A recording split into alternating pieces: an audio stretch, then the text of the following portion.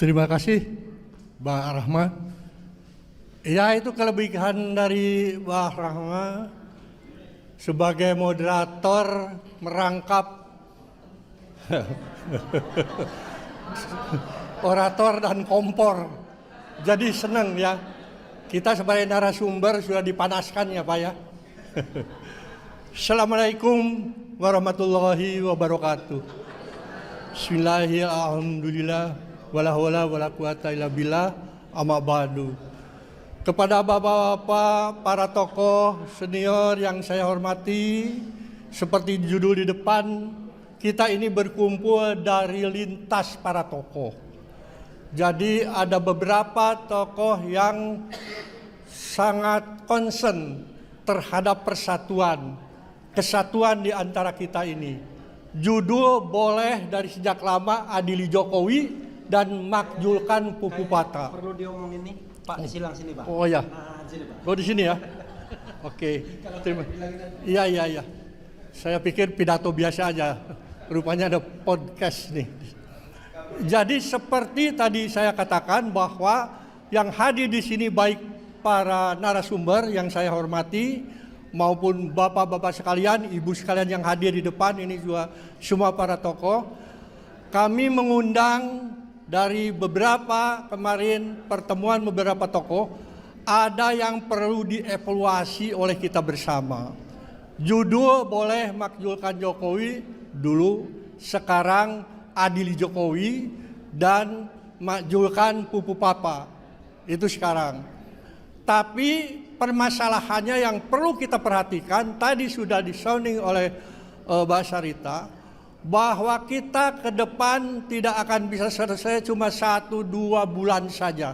Barangkali tidak akan selesai seperti itu. Kerusakan luar biasa ya yang dibuat oleh seorang Mulyono ini berdampak juga luar biasa kepada kita semua. Bapak Habib Muhsin tadi sudah mengatakan di sektor politik terutama, hukum, ekonomi, dan lain sebagainya. Kami hanya ingin mengingatkan ya, sehebat apapun perjuangan kita ini, kalau masih ada dalam satu kelompok, kalau masih ada dalam klaster, kalau tidak mau bersatu kita, itu akan kita sulit menghadapinya. Ini yang berat. Kita bayangkan bahwa bicara soal Jokowi itu bukan bicara adili, tapi bicara makjulkan berapa tahun ke belakang, ya kan? Masih bercokol dan masih berjaya dalam tanda kutip, termasuk juga Pupu Papa. Di mana-mana kita mengadakan sebuah forum untuk melawan rejim yang dolim itu. Di mana-mana dan siapa banyak sekali para tokoh kumpul di situ.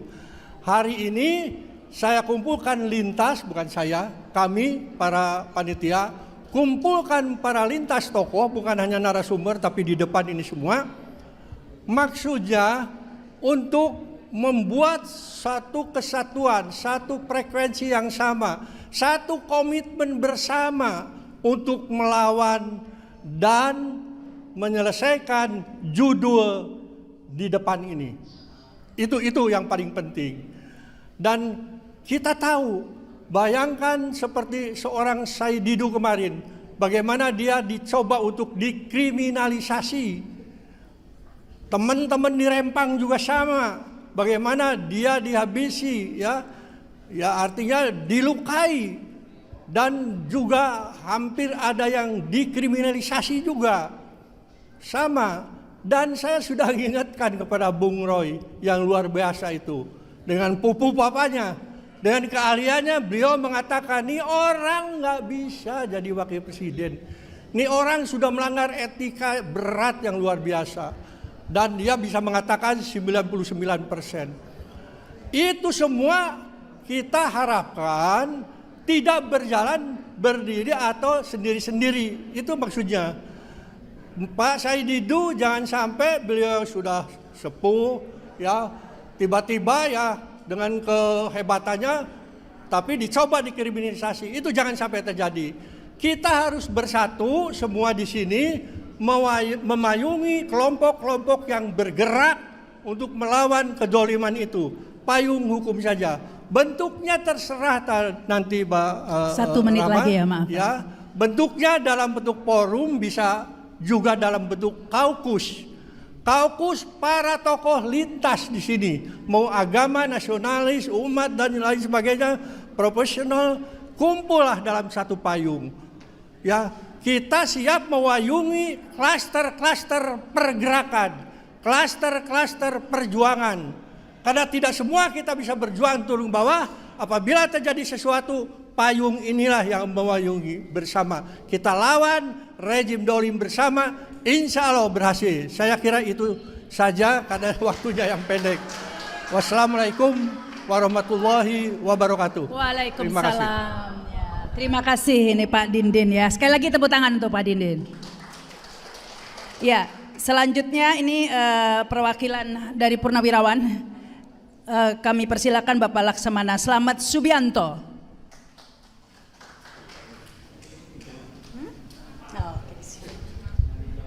5 menit ya Pak ya. Pendek sekali. Tambah dikit nggak apa-apa deh. Assalamualaikum warahmatullahi wabarakatuh. Merdeka! Merdeka! Merdeka! Saya ingin menggarisbawahi apa yang disampaikan oleh yang pertama, Bapak mana? Persatuan kesatuan itu. Kita tidak akan bisa melaksanakan itu, judul itu, apabila kita tidak bisa bersatu. Nah, untuk itu kita harus menetapkan satu tujuan yang harus kita sepakati bersama, yaitu menyelamatkan bangsa dan negara. Jadi semuanya harus sepakat bahwa langkah kita adalah menyelamatkan bangsa dan negara. Titik. Nah, oleh karena itu, masing-masing klaster harus mulai menyiapkan kekuatan, menggalang kekuatan, menjahit kekuatan untuk bersama-sama melakukan tindakan apabila perlu adalah tindakan 98 yang kedua. Itu yang harus kita lakukan. Karena semua yang ada saat ini tidak bisa kita harapkan. Tidak bisa kita harapkan. Jadi kita harus melakukan langkah besar, melakukan persiapan diri, menjahit kekuatan untuk merobohkan pemerintahan ini. Setuju nggak? Setuju nggak? Setuju itu loh ya. Nah, baru kita tata. Berkali-kali kita membuat suatu deklarasi, diabaikan, dianggap angin lalu. Tapi kalau kita bisa menggalang kekuatan, kita duduk MPR, baru bergetar mereka semuanya. Ya, oke, setuju nggak?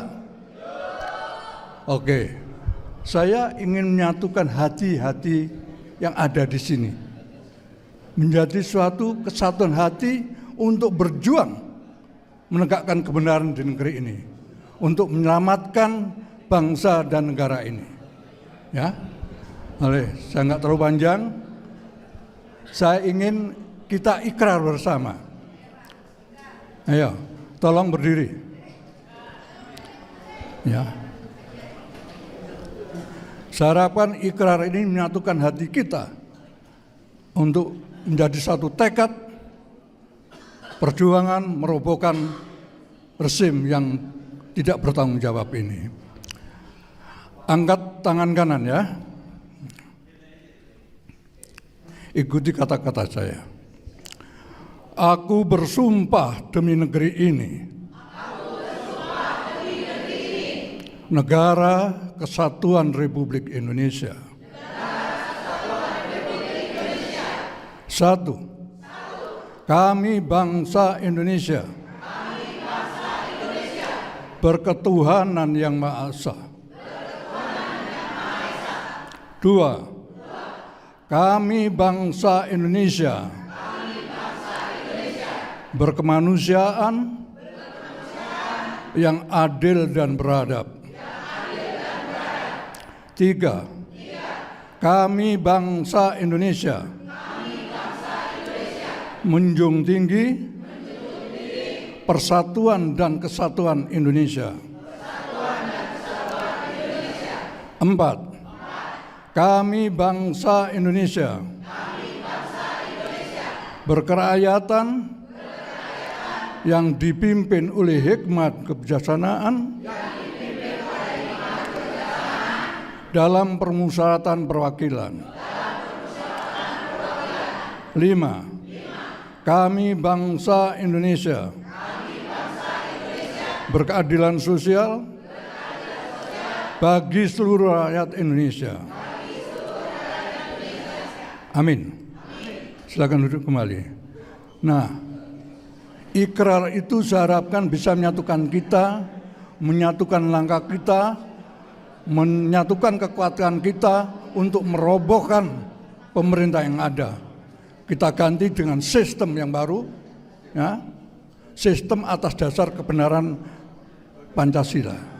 Saya kira demikian. Saya akhiri. Wassalamualaikum warahmatullahi wabarakatuh. Waalaikumsalam. Terima kasih Pak. Tepat waktu kok Pak. Tapi sebenarnya ini kita ada waktu sampai azan ya. Jadi agak ya masih ada 40 menit lagi lah ya sampai azan. Ya, kesempatan selanjutnya kami berikan kepada Bapak Kiai Haji Atian Ali Dai MA. Silakan, Bang.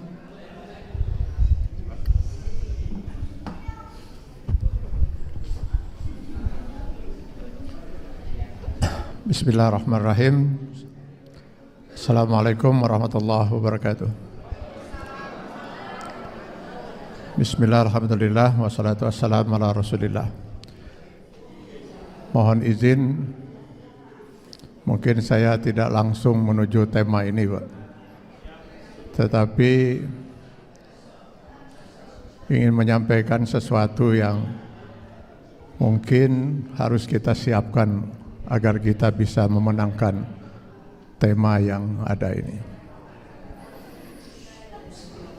Terus terang dari lubuk hati yang sangat dalam, saya sangat salut Pak dengan yang hadir sekarang di ruangan ini. Yang dari sejak dulu, dari zaman ke zaman, dari rezim ke rezim, tidak pernah berhenti dari berjuang. Pertanyaannya, apa hasilnya?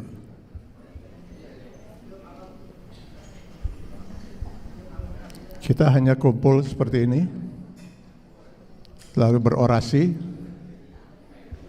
lalu sekali-sekali kita berdemo. Setelah itu,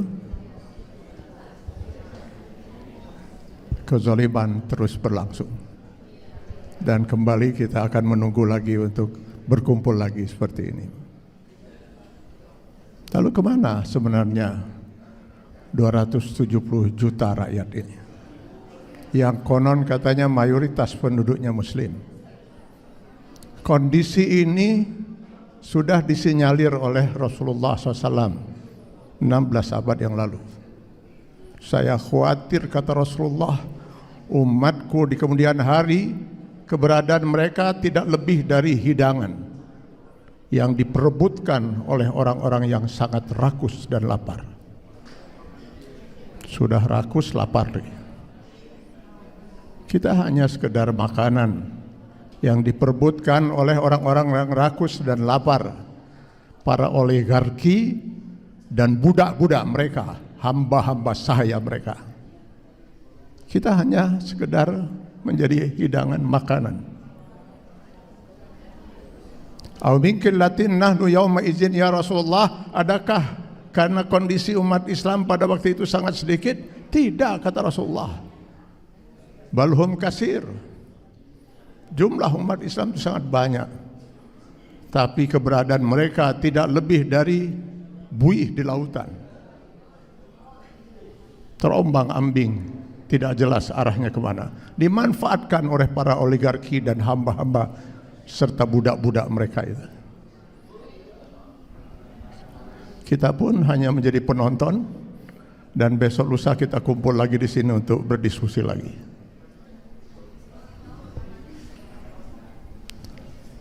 Bapak-bapak dan saudara-saudara sekalian,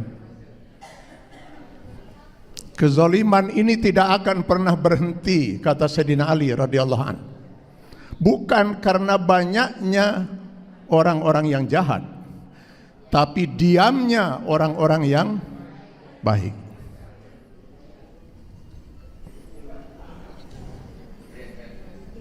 Lihat Pilpres kemarin, ketika umat bingung mana yang harus dipilih, apa kata tokoh-tokoh ulama dari ormas-ormas Islam besar itu?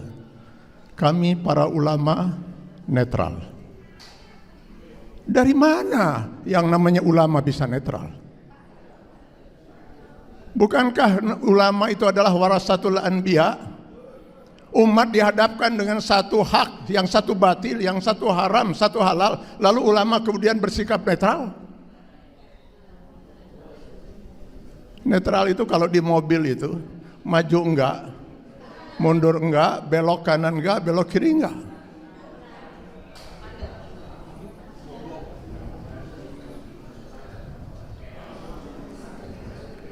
Saya jadi teringat dengan pernyataan Imam An-Nawawi dalam Syarah Sahih Muslim. Mereka yang tidak menyuarakan kebenaran adalah syaitan al-akhras, setan yang bisu. Dan yang menyuarakan kebatilan adalah setan yang berbicara. Kini kebanyakan kita adalah setan-setan bisu.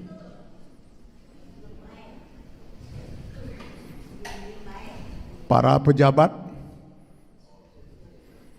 para TNI, saudara-saudara kita yang di TNI, Polri yang masih aktif, para ulama, bisu semua menyampaikan kebenaran. Baru nanti mereka bersuara, mohon maaf, ketika sudah tidak menjabat, ketika sudah purnawirawan. Kemana para ulama? Para ulama kebanyakan sudah menjadi setan-setan bisu. Ini yang harus kita benahi, Pak. Selama ini tidak kita benahi, kita hanya berkumpul saja seperti ini. Tidak akan pernah kita bisa menyelesaikan masalah-masalah besar seperti itu. Karena itu, saya sependapat dengan Pak Didin tadi. Sebaiknya kita segera bentuk sebuah forum. Sebuah forum yang bisa mengantarkan semua pihak yang masih ingin berjuang untuk merasa nyaman berada dalam forum itu. Lalu mari kita bicarakan, Pak, bagaimana membuat setan-setan bisu itu mau berbicara, agar kita bisa bersama-sama. Saya tidak pesimis. Islam mengharamkan kita pesimis, apalagi apatis. Tetapi kita tidak bisa optimis selama kita tidak pernah berjuang secara maksimal untuk memperjuangkan ini. Kata Allah, wa'iddu lahum mastata'tum. Kita harus menyiapkan dulu kekuatan itu, baru kita bisa berjuang. Mungkin waktu saya sudah habis ya. Sebenarnya tadinya saya mau minta waktu yang panjang karena saya 4 jam untuk sampai ke sini, Pak. Tapi baiklah, saya kira tidak ada masalah. Mudah-mudahan itu bisa saya sampaikan. Jadi mudah-mudahan saya tidak merampas hak yang lain. Sekian, terima kasih. Billahi taufiq wal hidayah. Assalamualaikum warahmatullahi wabarakatuh. Ya, jadi tadi saya sampaikan, tadi ada masukan misalnya dari Jenderal Fahru Rozi, Pak Gatot Nurmantio, kemudian juga dari Pak Jenderal Purnawirawan Tiasno Sudarto, dan banyak lagi ya teman-teman kita, misalnya ada Pak Saud Situmorang, kemudian Pak Antoni Budiawan, Pak Petrus Celestinus, Profesor Ikrar Nusa Bakti, Pak Said Didu, dan banyak teman-teman lain termasuk Pak Musni Umar, saya kira hari ini juga datang. Jadi sebetulnya ini adalah tuntutan atau pernyataan sikap dan tuntutan yang sudah dibahas, mudah-mudahan cukup komprehensif, dan mudah-mudahan ini merupakan aspirasi kita, terutama yang hadir di sini dan sekitar 120-an tokoh yang tergabung di dalam Forum Nasional untuk Daulat Rakyat ini. Jadi itu sedikit ceritanya, bahwa ini sudah dibahas cukup lama dan juga setelah mempertimbangkan banyak partisipasi dari kita semua, termasuk ada beberapa jenderal dan beberapa profesor yang sangat aktif mendukung aspirasi kita ini. Baik, saya kira sebagai latar belakang demikian, saya akan membacakan pernyataan sikap dan tuntutan ini, yaitu pernyataan sikap dan tuntutan Forum Nasional untuk Daulat Rakyat.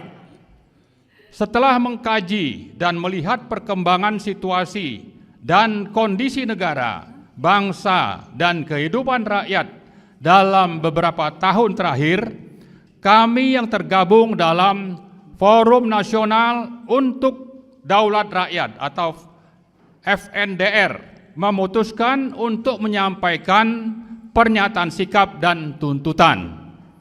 Kami menilai rezim Joko Widodo telah gagal melindungi rakyat, seluruh tumpah darah Indonesia, memajukan kesejahteraan umum, mencerdaskan kehidupan bangsa.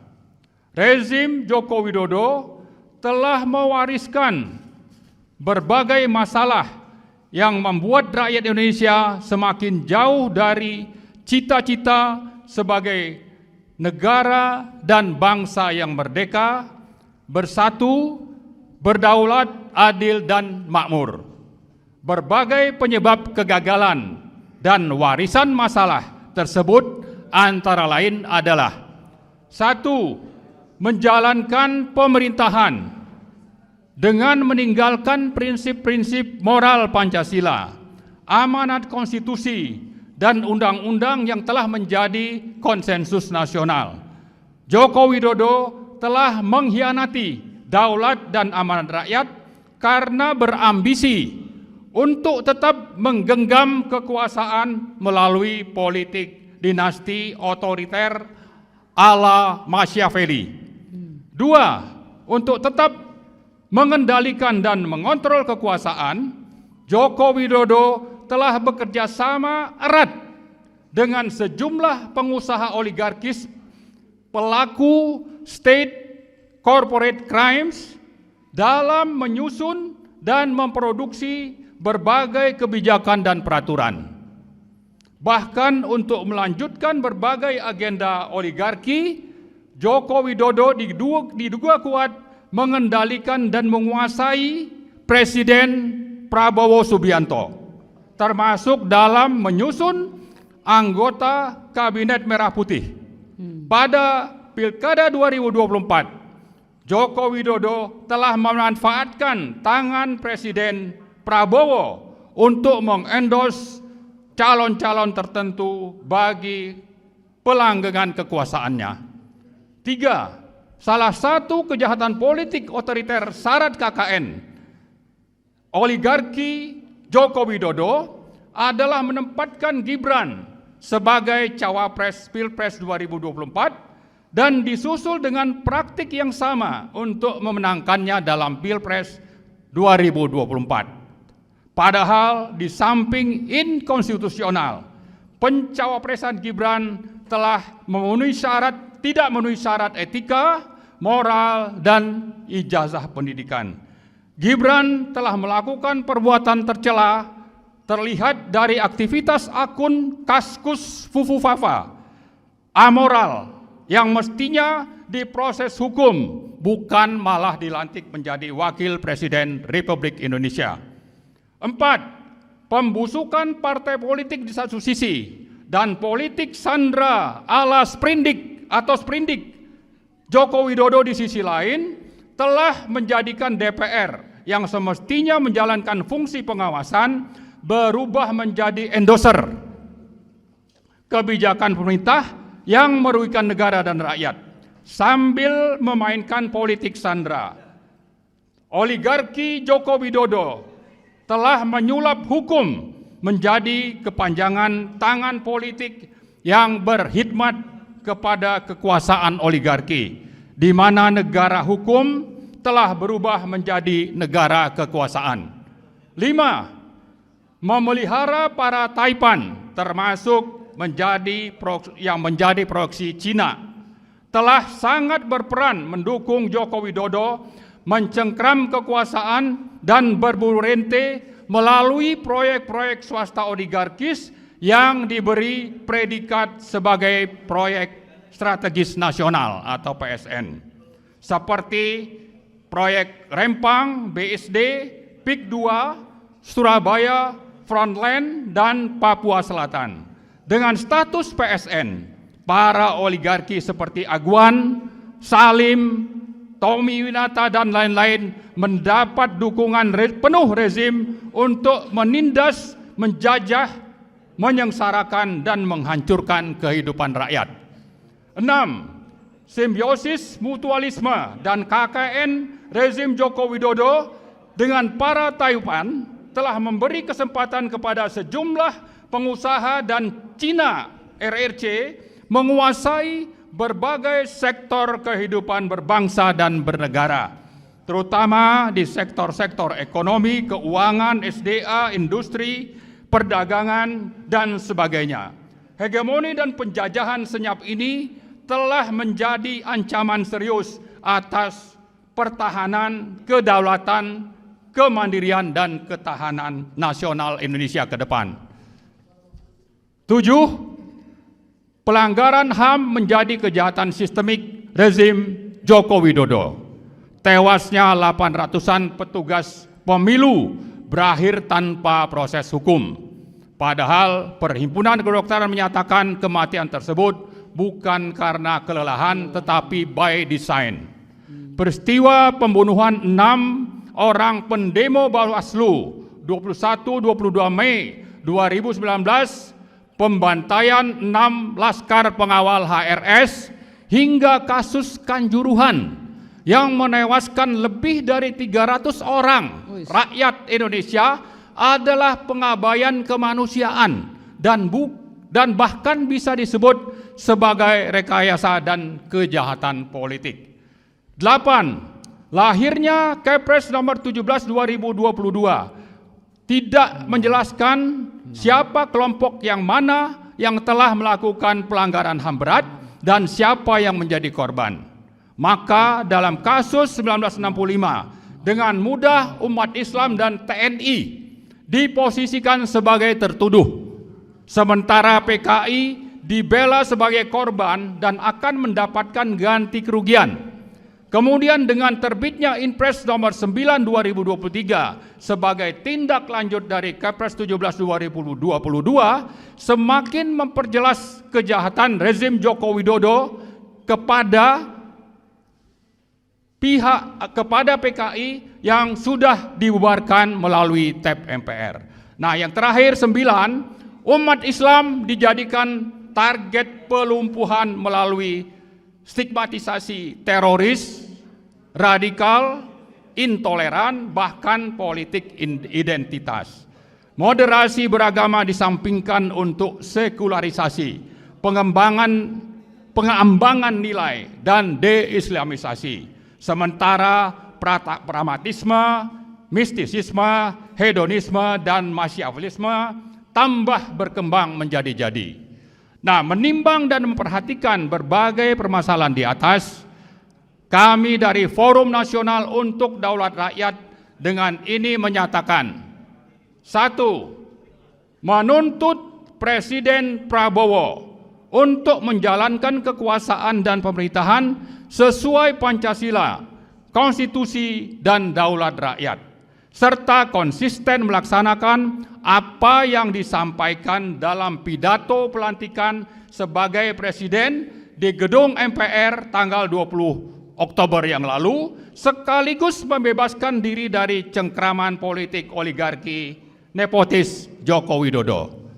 Kedua, menuntut DPR, DPD, dan MPR menjalankan kewenangan sesuai Undang-Undang Dasar 1945 untuk segera memproses pemakzulan Wakil Presiden Gibran Rakabuming Raka karena telah tidak memenuhi syarat sebagai Wakil Presiden.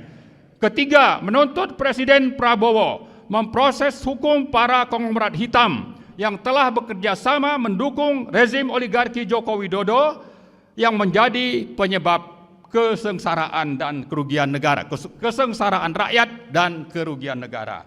Keempat, mengajak seluruh komponen rakyat untuk menuntut agar berbagai kejahatan dan pelanggaran hukum yang telah dilakukan oleh mantan Presiden Joko Widodo diproses di pengadilan. Demikian pernyataan sikap dan tuntutan ini dibuat dan disampaikan sebagai wujud pertanggungjawaban bersama dalam rangka menegakkan daulat dan amanat rakyat berdasarkan Pancasila dan Undang-Undang Dasar 1945. Terima kasih. Assalamualaikum warahmatullahi wabarakatuh. Merdeka! Merdeka! Merdeka! Adili Jokowi. Maksudkan Gibran. Sekali lagi, adili Jokowi. Maksudkan Gibran. Terima kasih. Assalamualaikum warahmatullahi wabarakatuh. Waalaikumsalam warahmatullahi wabarakatuh.